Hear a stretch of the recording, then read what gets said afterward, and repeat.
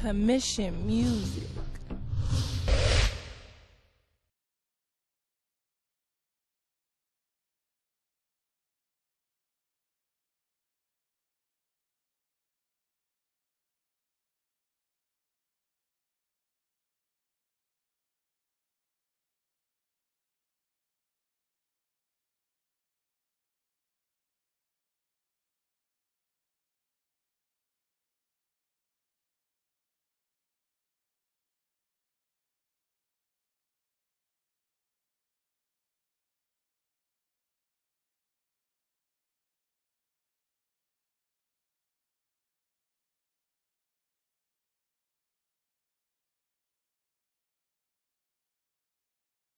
Now another thing I want to clear up for the fans, you and DJ Cosmic Kev, Power 99, Right. Y'all had y'all differences in the past. I heard him, say your name on the radio.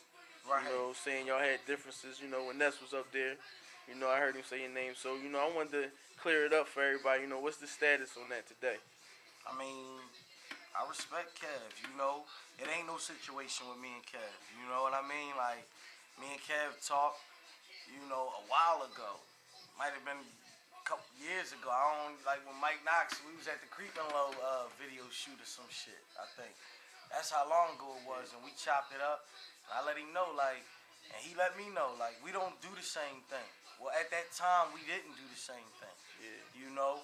And now that, I'm doing me and he doing him, like, I grew up on the Come Up show and Radioactive and shit like that. So, I mean, it's a respect thing there. Like, I respect Cosmic Kev for what he do. Like, he definitely, one of the pioneers out here that's holding the city down still. Yeah. You know what I mean? I have nothing bad to say about the man. And I would hope he wouldn't have nothing negative to say about me. You dig? But I'm in my lane, and I feel like everybody else is in their lane. You know what I mean? Yeah. Everybody in their own lane. So I mean, it's a competitive world. Yeah. You know what I mean? And with anything, I look at it as friendly competition. Man, Biggie told niggas what beef is. You know what I'm saying? Yeah. So it ain't no beef. It ain't no beef. Right. Now I wanted to ask you, every time people see you and Ness, y'all side by side. Is it a partnership or is he an artist under you or what's that situation? Like real rap, like it's deeper than rap. You know what I'm saying? That's my brother. You know what I'm saying? Ness is my brother. You know what I mean? And me, Ness, and Fro, Fro G's my man. Fro G, shout out to Fro. We started the gun line, and the gun line basically at first it started out as just a mixtape series. You know what I mean? Yeah. It was similar to like the whole Gangsta Grills thing. You know what I mean? Like, you know what I'm saying? Creating a brand for the mixtapes, Yeah. And Ness and them, they came to me, and we came together to do that. And it branched out into something bigger, like a squad and a place and a home for niggas to record. You dig what I'm saying? So it was just deeper than rap with the whole gun line thing. That was like more or less like a family. It was, I don't want to call it a gang, but we the gun line gang. You know what I mean? Shout out to Wall Street, shout out to Goldie H, shout out to Black De Niro, and the whole FA squad, like Bruno Brinks. It's a family with the gun line. So, I mean, and as far as Ness' situation, me and Ness, we run around and we make moves, and I feel like the sky is the limit with an artist like Ness. You dig? So I feel like he could do it. He has a lot of potential to do a lot of things. So I'm one of the few that still believe in Ness. I feel like, and and he know that too. So. And like I said, it's deeper than the music. That's my brother. So, And speaking of gun line, Black De Niro. Right. He did something that no underground artists, they really do. Right. He put out a real official album. Right. You know what I'm saying? Like, packaged it. It's official. Right. Shout out to Black for that. Like, that was official. Reached out to local producers and all of that. Yeah, all original, a real album. Shout out to Riz Deluxe, that's my partner. We had some production on there. So I mean, you know, that was something big. You know, that was something big. That's definitely in my zone. That's definitely in my MP3 player, man. Shout out to Black De Niro, you know, for that. You know, that was something. That was a big step independently. You know, and you learn from situations like that. You know, and I know Black ready to go at it again. You know what I mean? Just as hard, if Yeah. not harder. You dig me? Yeah. So you know, that's We gonna get any more my projects with him and Ness together, like the last joint they did? well, like the point and overturns. Yeah, we actually working on point and overturn 3 right now. You know what I'm saying? Gunline that was my shit. You know what I mean? You Take know. a blast. Yeah, we working on point and overturn 3 right now, man. That's definitely coming to a theater near you soon. You dig? You know. Y'all got any producers that's you know with Gunline? Of course, man. You know that's part of my whole origin, the producers. You know what I mean? Like, you know, the whole production company thing. You know, shout out to Riz Deluxe, that's my partner. Shout out to Hollis the Merchant, that's my partner. You know what I mean? They both producers, and you know, shout out to my man KDL. Shout out to Sam Lansky. You know, shout out to Don Cannon. You know, Cannon. You know, we rock with each other as far as, you know, on the production side of things. With, you know, for artists that I'm working with. You know, if I'm working with somebody, you know, they get to work, you know, exclusively with my brother. You dig? Yeah. So you know what I'm saying, you know, and if I forgot anybody else that's, you know, I'm rocking with, you know, my bad. But yeah, like, we definitely got some shit. We got some shit. So now, you know, recently, you know, young Chris just got to deal with Universal. Yeah, Division One. Yeah. Yeah, that's big. That's big for the city, man. And shout out he's to really young the Chris. only artist with a deal. Right now, in the Right city. now, with a major deal, yeah. Yeah. True that. True that. I do think so. You know what I mean?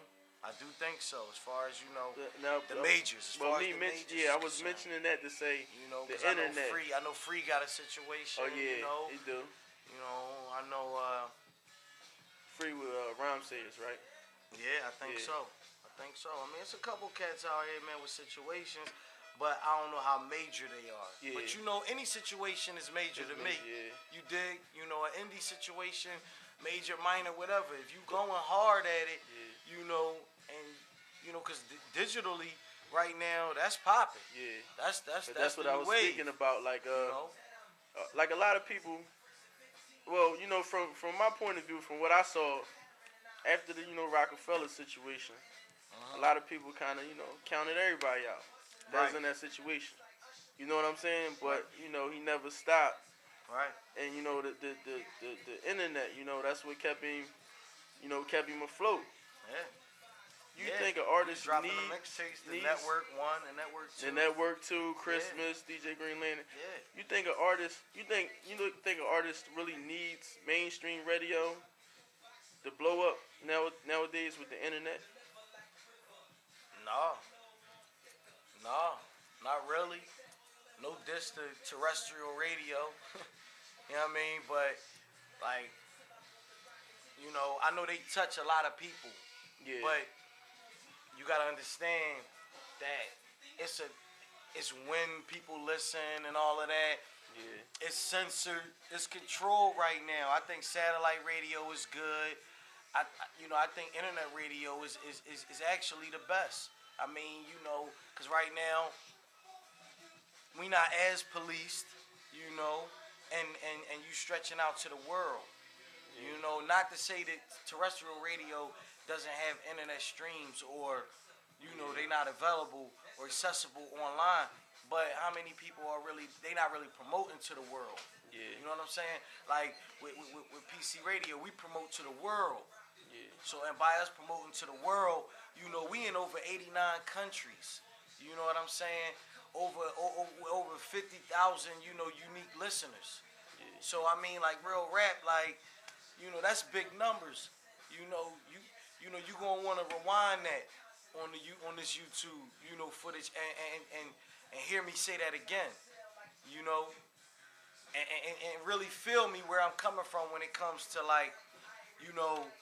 No, an artist doesn't need mainstream radio. I know it's a few artists out here right now that's grinding that never had mainstream radio. Wiz Khalifa just getting on mainstream radio with the Black and Yellow. For real. You know what I mean? But if you look at his numbers, his digital numbers and everything, like, the kid is viral. Yeah. And his shit is dope. You know what I mean? So, you know, he didn't need mainstream radio. We just started playing him here.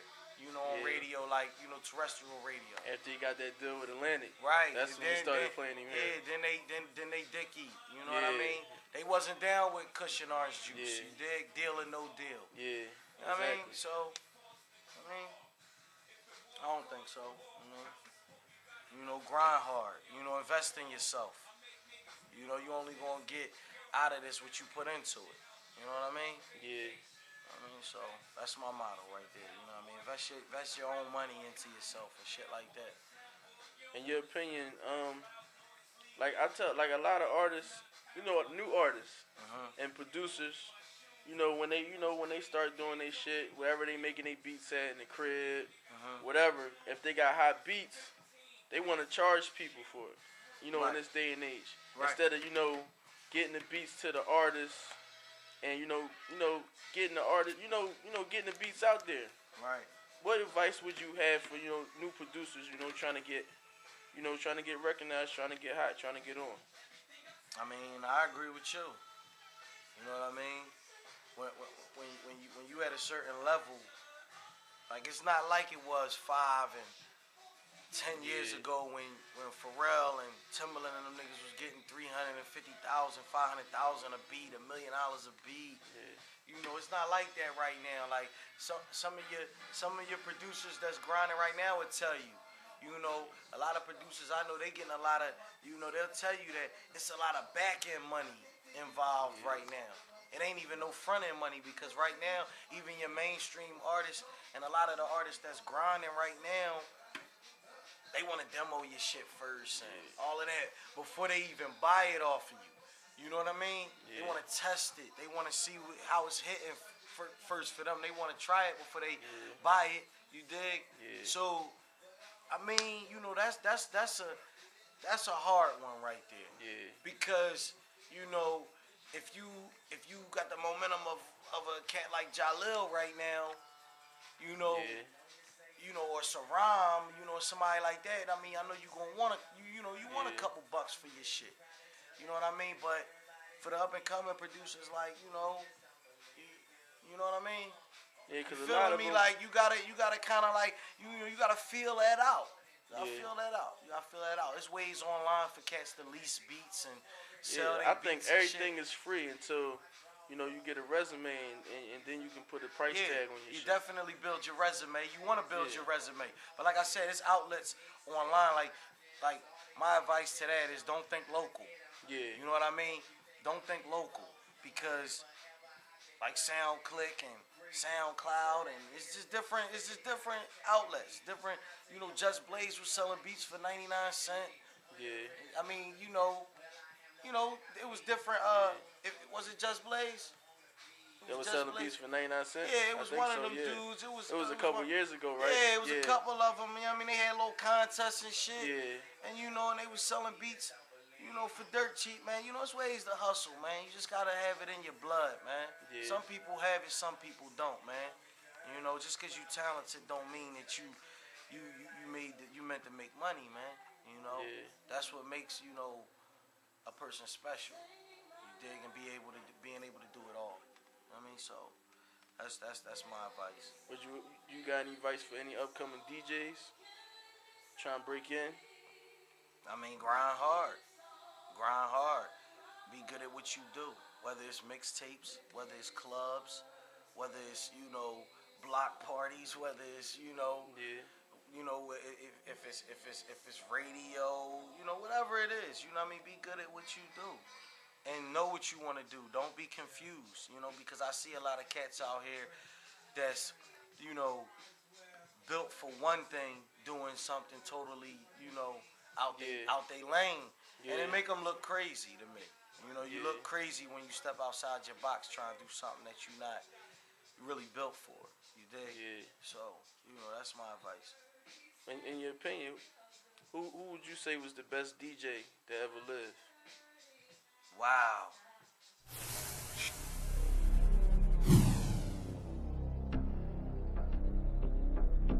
Commission music.